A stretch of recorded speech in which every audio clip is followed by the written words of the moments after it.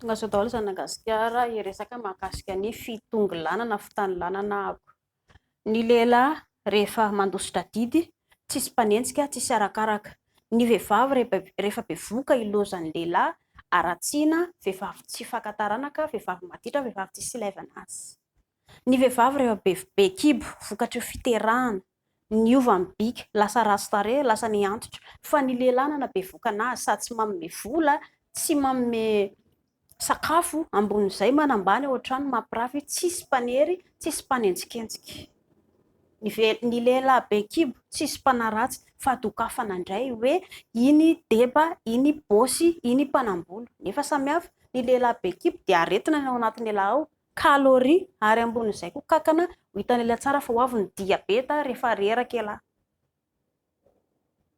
Ho an'ny mpanolana, ny lehilahy mpanolana tsisy mpanetsy sira. Fa ny vehivavy indray no aratsiana avy eo hoe indry manao akanjo fohy, indry manao sexy, dia izany mampatonga anay anolana. Izany manolana izany tompoko fa nahy ny natao izany, isan'ny tena tompo fanolanana. Dadabe anareo, ny anadahanareo, ny dadatoanareo, ny anadahanareo.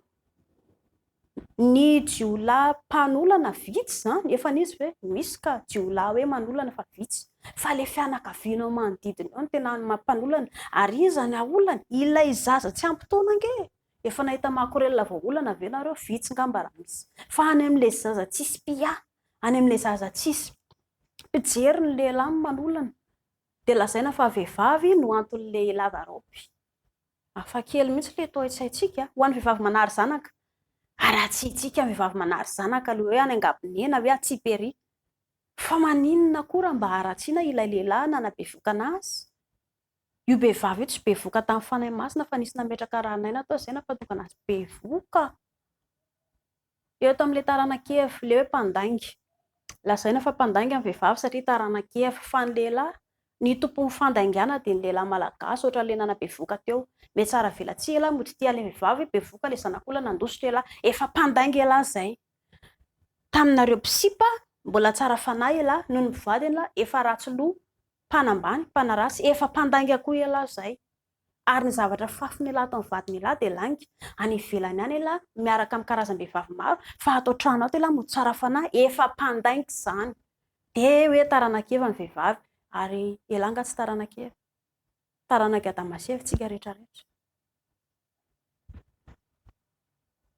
Ary inona ilay tena ratsy eto amin'ilay mampirafy?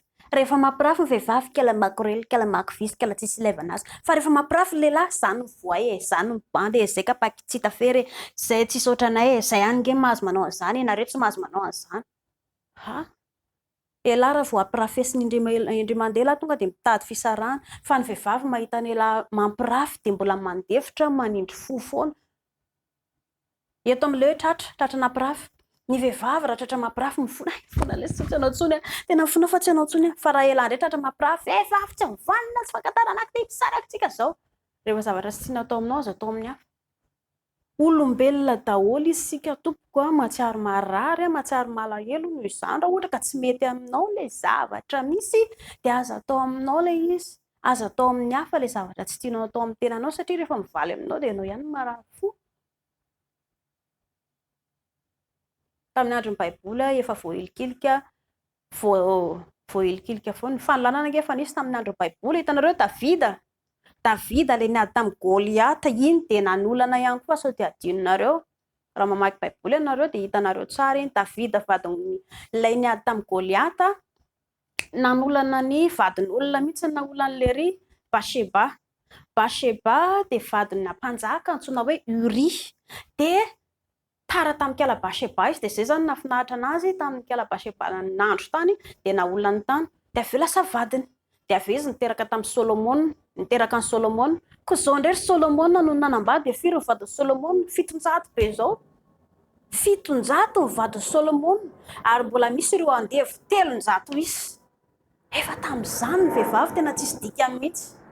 Ny andefy tamin'izany ange tsisy ilaivana azy, tsy maintsy manaraka izay tian'ny mpanjaka ianao, fa raha ohatra ka tsy manao ianao tonga dia tapaka ny tendanao, tsy anadahatra ianao, anabavitra ianao amin'izany. Fitsarana koa tsisy miasa saina amin'izany. Efa hatramin'izany ny vehivavy voaosihosy. Hatramin'izao mbola voaosihosy ihany.